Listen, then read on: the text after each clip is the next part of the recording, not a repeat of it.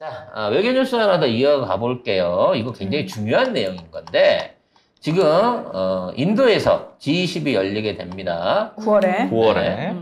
그래서 이제 또 인도를 가는 거죠. 네. 진짜 한 달에 한 번씩 외국을 갑니다. 그러네요. 여기 쇼핑할 때 있나? 네. 몰라, 인도에 명품관이 있을라나 모르겠네. 아무튼 어찌 됐거나 가기는 가요. 네. 근데 이번에는 우크라이나를 안 부르고 푸틴은 갈까 말까를 조율한다고 합니다. 일단 먼저 뉴스부터 정리해 볼게요. 네, G20 정상회의 초청국 명단에 우크라이나는 없습니다. 스페인을 제외한 나머지 초청국은 G20 의장국이 정하는데요. 슈링글라 G20 의장단 수석 총괄은 젤렌스키 초청 여부에 대해 언급을 피하면서 지정 확정 문제는 G20 의제 우선순위의 중심에 없다고 강조를 했습니다. 그런데 러시아와 우크라이나 현지 언론에서는 사실상의 초청 거부 의사로 해석을 했습니다. 여기 지금 초청된 특별 국가들이 방글라데시, 뭐 옆나라니까 했겠죠. 이집트, 모리셔스, 네덜란드, 나이지리아, 오만, 싱가포르, 스페인, 아랍에미레이트라고 합니다. 좀 중구난방 같아요. 이 사람들의, 이 나라들의 공통 분모를 못 참겠어. 근데 어찌 됐거나 중요한 건 러시아는 부를 수도 있지만 우크라이나는 안 부르겠다는 거예요. 당연하죠. 인도는. 근데 이번... G20에 러시아가 원래 있잖아요, 있기는. 근데 탈퇴했잖아. 아니, 인도는 처음부터 우크라이나 전쟁에서 러시아 편이었어요. 지금 인도가 우크라이나 전쟁으로 인해서 경제 성장을 얼마나 하고 있고 13% 매년. 그럼요. 러시아로부터 엄청나게 싸게 원유, 천연가스 지금 사들여가지고 제일 꿀 빠는 나라가 인도인데 뭐 하려고. 그래서 지금 이번 G20은 외교적으로 시사하는 바가 매우 큽니다. 현재 전쟁이 일어나고 난 다음에 현재 세계 구도는 친미 국가와 친러시아 국가, 이게 서방 쪽 국가들, 미국을 비롯한 EU를 비롯한 국가들하고 중국, 러시아를 포함한 브릭스와 제3세계 국가들로 현재 지금 양분이 돼가고 있는 분위기인 거예요. 그래서 이것이 고착화될 가능성이 높고 결과적으로 지구촌은 그동안에 있었던 미소 냉전 이후에 새로운 형태의 신냉전으로 들어가게 될 거다라고 하는 예상들이 지배적입니다. 외교 전문가들 입장에서는. 신냉전인데 중요한 거는 중간에서 이쪽 저쪽을 왔다 갔다 하면서 자국의 이익을 생각하는 국가들의 비율이 엄청나게 늘었다는 거죠. 냉전 체제 때는 확실하게 어느 편에 섰잖아요. 신냉전은 아니에요. 중간에 위치하면서 이쪽 저쪽으로부터 실리 외교를 하는 나라들의 그룹이 어마무시하게 커졌다는 겁니다. 왜냐하면 과거의 냉전 시대에는 자기 편에 있는 애들을 매겨 살렸어요. 그렇죠. 미국과 소련이. 이렇게 되다 보니까 경제적 부담이 엄청나게 컸거든요. 네. 그리고 결국 위성국들 매겨 살리다 소련이 망한 거고요. 경제적으로 몰락한 거고. 미국 같은 입장에서도 엄청난 군비를 쏟아부음으로 인해갖고 재정이 개판난 거거든요. 그러니까 이제 앞으로는 그렇게 안 한다는 거야. 니네들이 자발적으로 서로 이익되는 쪽으로, 그러니까 경제적 실리가 있는 쪽으로 모여라고 얘기를 하고 있다는 거죠. 그래서 지금 있는 우리나라 빼고 우리나라는 아무 생각 없이 나는 미국, 일본 편이니까. 그래서 지금 실제적으로 비미라고 불려지는 기존의 이제 서구, 이 G20이 사실은 거의 친미권이라고 봐야 되는 국가들인데. 그렇죠, 친미권 국가들이 현재 붕괴되는 조짐들이 나타나고 있는 거예요. 가장 먼저, 미국이 옛날처럼 돈이 없게 되다 보니까 실질적 자산인 자원을 많이 가진 국가들.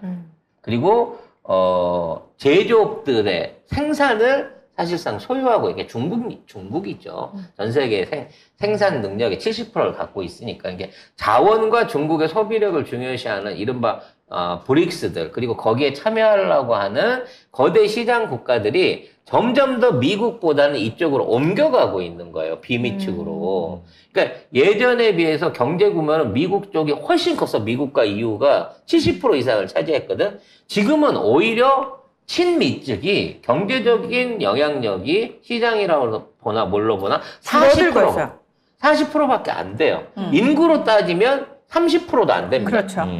뭐 인구 많은 나라는 전부 다 비미 쪽으로 붙어버렸으니까. 반미라고 얘기하죠. 네, 뭐 요즘 요즘 비가 또 요즘 유행이라서. 네. 비문계, 비명계 이게 비자가 아예 많네. 반국가 세력이잖아.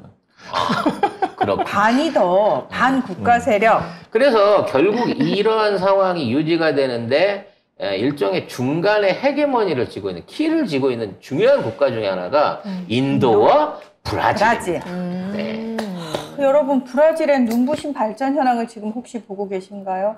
좀 알려주세요. 룰라 대통령이 복귀하고 나서 브라질이 갑자기 살아나기 시작했습니다. 룰라 대통령이 취임하고 나서 제일 먼저 한 게 해외 순방이었어요. 일단 중국부터 갔잖아요. 그리고 유럽 순방을 쫙 돌고 오면서 삥을 다 뜯으셨죠.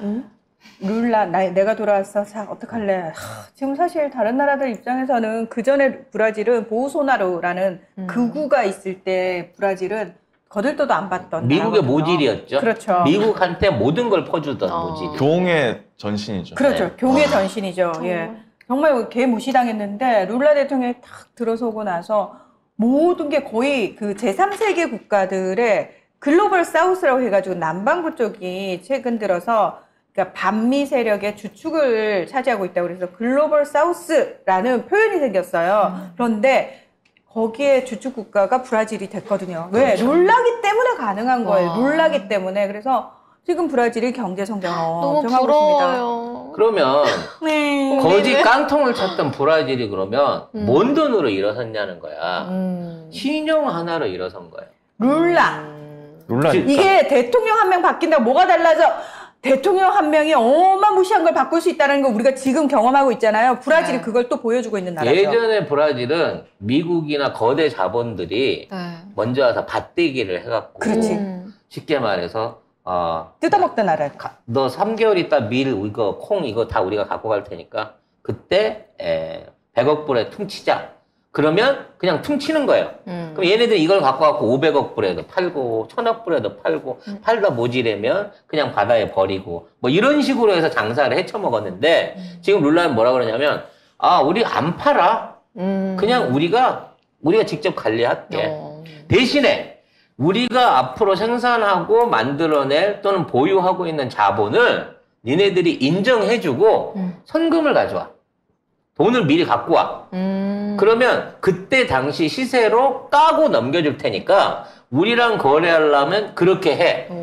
이게 쉽게 말하면 이제 자원을 무기화 내지는 무역 거래에 있어서의 보증으로 세운 거죠. 네. 그러니까 예전 같으면은 브라질이 돈이 없으니까 브라질 돈을 받아갖고 물건을 준다는 게 택도 없는 소리였지만 브라질 돈이 브라질 자산이다라는 개념이 룰라를 통해서 만들어지면서 외국에서 중국에서 브라질하고 직접 위에나 브라질 돈을 맞교환하면서 수출입을 한다는 거예요. 게다가 룰라 대통령이 진짜 대단하신 분인 게 뭐냐면 사실 자기 나라 하나 이렇게 세우는 것도 지금 힘든 상황인데 또 중남미의 나라들 다 모았어요.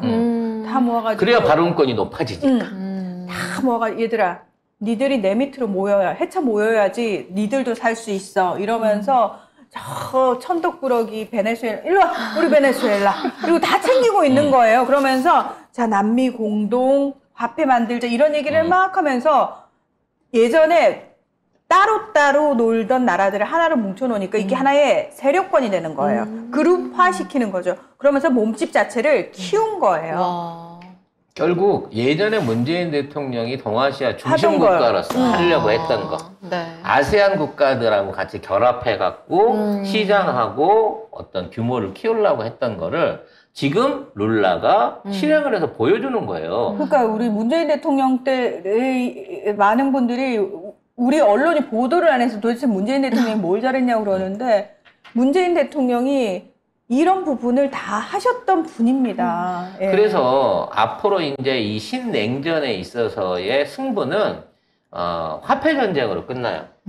앞으로의 달러의 패권이 계속 유지될 거냐 아니면 반미 국가들이 모여갖고 자체적으로 화폐와 시장들을 형성해서 미국 측하고 그 친미 측하고 경쟁하는 관계로 갈 거냐라는 부분인 거고 이제 그 중간까지 안에 껴있는 국가들이 지금 눈치를 막 보고 있어.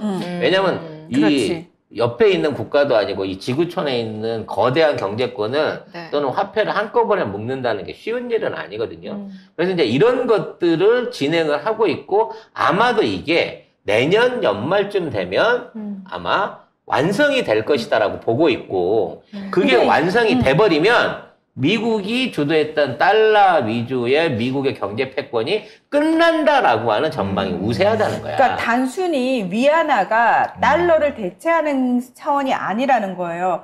브릭스 차원에서도 공동화폐를 만들겠다라고 얘기를 하고 있고 실제로 브릭스의 은행인 신개발은행이라는 게 상하이에 본부를 두고 있어요. 그리고 거기 지금 총장이 누구냐면은 지우마 호세프, 룰라에 이어서 대통령이 됐던 노동당의 출신의 그러나 극우 보수 세력으로부터 탄핵당했던 지우마 호세프 그 전 브라질 대통령이 지금 신개발은행 총재로 가 있다라는 겁니다. 그래서 더더욱 브라질의 국제적 영향력이 커질 것으로 보인다 이거죠. 그래서 룰라 대통령이 중국을 방문하면서 제일 먼저 갔던 데가 상하이로 들어간 거예요. 그래서 지우마 호세프 총재부터 먼저 만났어요. 그래서 뭐 중국과 러시아는 이제 어차피 중심국일 거고 네. 거기에 중간자 역할을 크게 할 나라들이 인도, 인도네시아 뭐 이런 나라들이고요. 그렇죠. 현재 이제 어느 쪽으로 가입할지는 모르지만 반미로 기울었다고 보는 게 중동, 이스라엘, 그렇죠. 뭐 이란도 이제 마찬가지고 중동 세력들이 점점 반미 쪽으로 넘어가고 있는 거고요. 이스라엘은 사실 반미를 할 수는 없을 거예요. 이스라엘은 할 수 없겠지만 어쨌든 그런 정말 운명 공동체인 이스라엘마저도 나 중국이랑 손잡을 거야, 나 중국 방문할 거야 라는 거를 협상 카드로 미국한테 협상 카드로 내밀 정도로 지금 미국이 가장 껄끄러워하고 싫어하는 게 그 세력들이 합치고 몸집이 커지는 거라는 겁니다. 그리고 이제 남아있는 국가들 중에 새로운 헤게모니를 쥐고 있는 국가 중 하나가 남아프리카 공화국이에요. 이 남아프리카 공화국이 앞으로 이제 브릭스 안에서 역할을 하는 데 따라서 현재 아프리카가 가지고 있는 사실 아프리카는 수탈을 당하고 있는 국가들이잖아요. 아프리카 안에서의 서구 국가의 영향력들이 변질되게 되고 아프리카는 수탈을 당하지만 잠재적으로 큰 시장이 될 수 있는 대륙이기 때문에 그리고 자원의 대륙이기 때문에 아프리카의 패권을 누가 가져오느냐라는 부분에서 또 상당히 앞으로의 귀추가 주목되고 있습니다. 그러니까 아프리카 대륙 내에서 여전히 지금 패권 다툼이 이루어지고 있는데요.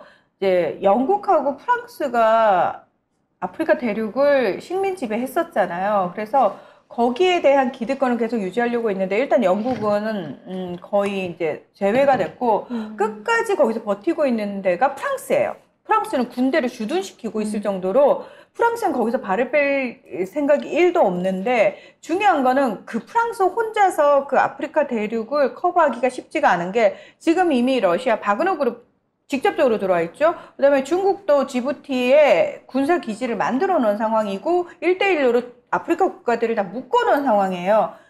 미국은 사실은 아프리카에 대해서 이미 어떤 의미에서는 그 선제권을 잃어버린 상황이에요. 선점권을 잃어버린 상황이에요. 한 발을 뺐죠. 예. 그래서 지금 사실 혼자 고군분투하고 있는 게 프랑스인데 지금 프랑스에 대한 반감 자체가 왜? 자기를 식민 지배했던 나라인데 그 나라가 들어와가지고 감나라 배나라는 게 싫은 거야. 그래서 프랑스에 대한 반감 때문에 사실 안 되는 거고 지금 가장 유리한 위치에 서 있는 나라들이 러시아하고 중국이라는 사실입니다. 결국 윤석열은 가갖고 뭘 하는지도 모르고 그냥 가서 술만 먹다 오겠지만 이번 G20의 가장 중요한 관전 포인트는 두 가지입니다. 우크라이나를 부르지 않은 상황에서 현재의 러시아와 우크라이나 전쟁 종전 분위기를 어떻게 제시할 거냐. 그러니까 지금 있는 상황에서 계속해서 서구 측이, G20 측이 우크라이나를 지원하는 쪽에 결의안 내지는 의견을 통일할 거냐. 아니면 이 기회에 야, 이제 우크라이나는 우리 손 떼자. 라는 쪽으로 결정할 거냐. 이게 첫 번째고요. 두 번째는 최근에 새롭게 생긴 변수인데, 니제르라고 하죠. 아프리카에 있는 니제르에서 쿠데타가 있었단 말이에요. 그래서 그 니제르가 지금 반서방 쿠데타 세력한테 7월 말에 넘어갔단 말이죠. 그래서 이와 관련해서 미국이 여기에 적극적으로 개입할 거냐라고 얘기했을 때 안 해. 못합니다. 나는 안 해. 대신에 딴 나라도 하지 마 그래갖고 빡이 돈 나라가 프랑스인 거예요. 왜냐면 니제르는 프랑스가 영향력을 갖고 있었고 미국은 더부살이를 하고 있었거든. 네. 그래서 니제르 안에 미군의 군사기지가 있고 그 다음에 미군이 니제르 안에서 군사용 우라늄 원료를 조달한다라고 하는 얘기가 있어. 확인은 뭐 안 되지만 정설에 가까운 것 같아요. 그래서 이거 쿠데타 세력들한테 그거를 유지하는 조건으로 지금에 있는 쿠데타 세력을 그냥 용인하는 쪽으로 정책을 발표한 것 같아요. 그러니까 프랑스가 쉽게 말해서 니제르 집에 프랑스가 전세를 살고 미국이 거기에서 반전세를 살고 있었는데 갑자기 집주인이 다 나가 그러니까 전세하는 놈만 나가고 나는 그냥 좀 있으면 안 될까? 그럼 전세 세입자는 쫓아내도 내가 아무 말 안 할게 이러고 있는 거야. 그래서 프랑스가 빡이 돌아갔고 지금 이 문제를 해결하지 못하면 직접적인 군사를 동원해갖고 유혈 사태를 일으키거나 네. 그 다음에 지금 미국이 쉽게 말하면 배신 때린 거 아니야. 자기 아니었으면 지금 반전세도 못 사는데 그래서 미국에 대해서 얼마만큼 이번에 G20 회의 안에서 강경한 태도를 취할 것인가가 또 하나의 새로운 볼거리로 부각하고 있다는 거죠. 근데 프랑스는 이미 중국하고 손을 잡았어요. 걔들은 어디랑도 손 잡아요. 어디랑도 성렬이 손을- 손도 잡았잖아. 프랑스의 별명이 뭐예요? 유럽의 중국이야. 진짜 프랑스의 별명이 유럽의 중국입니다. 돈 되면 뭔 짓이든 하는 애들이 프랑스 애들이거든요. 네. 그래서 제가 보기에 이번에 우리 마크롱이 나이든 노인든 멱살 한번 잡지 않을까라는 아주 달콤한 상상을 해봅니다. 저는 개인적으로.